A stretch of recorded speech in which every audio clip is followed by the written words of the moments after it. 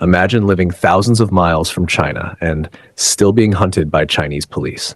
What sounds like a spy movie is real, and it's happening in New York, Toronto, London, and across more than 50 countries.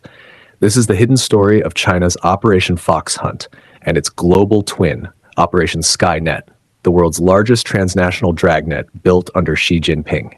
In 2014, China launched Operation Fox Hunt. Officially, it was an anti-corruption campaign to find Chinese officials who stole public funds and escaped abroad. The next year, Beijing expanded it into a much broader network called Operation Skynet. The mission: hunt fugitives, recover stolen money, and stop officials from fleeing China. It sounded righteous until people started to notice who was being hunted. Yes, many targets were corrupt officials, but others weren't. They were human rights activists, dissidents, exiled journalists, former Chinese police or party members who defected, and even ordinary citizens abroad who criticized the government online.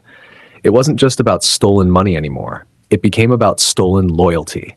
And loyalty in Xi's China is everything. China couldn't always extradite these people legally, so it built an unofficial global system, a state within other states. Here's how it worked.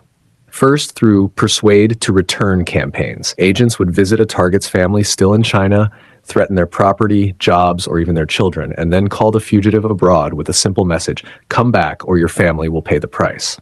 Second, by using fake diplomats and businessmen, intelligence officers posing as community leaders or cultural liaisons.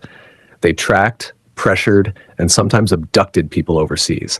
Third, through secret police stations abroad, hidden inside Chinese community centers or business associations in cities like Toronto, New York, and London. These offices claim to help Chinese nationals renew driver's licenses. But Western intelligence found they were actually monitoring and intimidating dissidents. One FBI agent called it a whole-of-state repression network disguised as a service desk.